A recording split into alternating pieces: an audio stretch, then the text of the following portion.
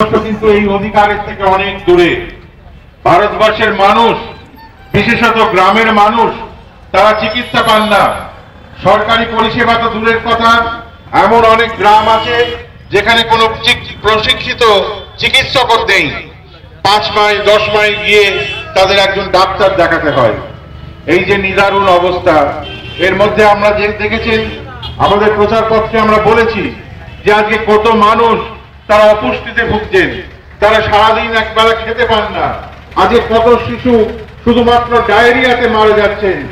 80% কাছাকাছি শিশু রক্তাল্পতা, অর্থাৎ শরীরে তাদের রক্ত কম থাকছে। এই যে অবস্থা রয়েছে, এর বিরুদ্ধে আজকে আমাদের লড়াই। মানুষকে সচেতন করতে হবে যে আপনারা সরকারের কাছে শুধু চাইবেন না, সরকারের কাছে দাবি করুন, যেটা সরকারের দায়িত্ব। এই দাবি কিন্তু কোনো অযৌক্তিক দাবি নয়।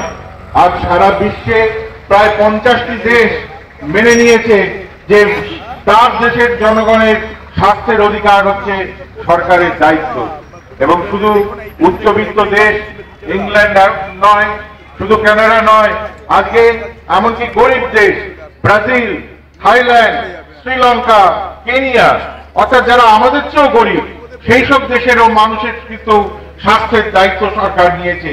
সেখানকার মানুষ যদি অসুস্থ হন, সেটা যত ছোট অসুখই হোক কিংবা যত বড় অসুখই হোক না কেন, তার সমস্ত চিকিৎসা সরকার বিনা পয়সায় করে দিতে বাধ্য এবং করে দিচ্ছে। এই অবস্থা যদি আজকে পৃথিবীর 50টা দেশে চালু হয়ে যেতে পারে, তাহলে আমাদের ভারতবর্ষ, যেটা গর্ব করে পৃথিবীর একটা বৃহৎ শক্তি হিসেবে, যেটা গর্ব করে যে আজ সে নিউক্লিয়ার মিসাইল পাঠাচ্ছে, যেটা গর্ব করে যে আজকে সে অনেক উন্নত হয়েছে বৈজ্ঞানিক ভাবে, তাহলে সে কেন তার নাগরিককে স্বাস্থ্যের অধিকার দেবে না? সে কেন তার নাগরিককে বিনা পয়সায় সরকারি দায়িত্বে হাসপাতালে চিকিৎসার সুযোগ দেবে না? কেন তাকে প্রয়োজনীয় ওষুধ বিনামূল্যে দেবে না? একজন মানুষের চিকিৎসা করতে তার 70% খরচা হয় ওষুধ কিনতে গিয়ে। সেই ওষুধ যদি আজকে হাসপাতালে না পায়, মানুষ কিন্তু হাসপাতালের দিকে যাবে না।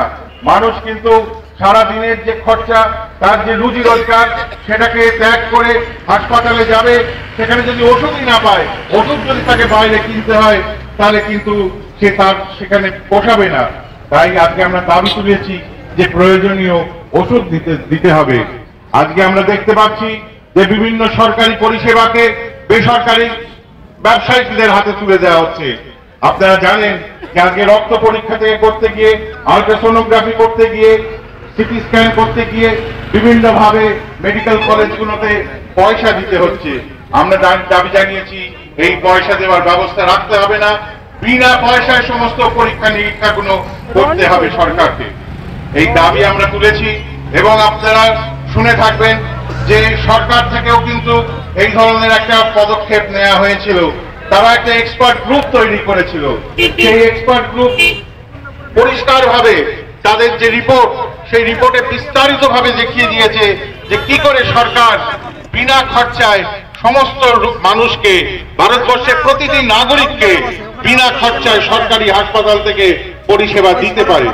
তারা বলেছে যে আজকে যে বাজেট আছে, সরকারি বাজেট, যেটা 1% কাছাকাছি আমাদের মোট বাজেটে স্বাস্থ্য ক্ষেত্রে ব্যয় হয়, সেই 1%টাকে যদি আমরা সামান্য বাড়াই, সেটাকে যদি শুধু 2.5% নিয়ে যাই, তাহলেই কিন্তু সমস্ত মানুষকে নিখরচায় বিনা পয়সায় চিকিৎসা দেওয়া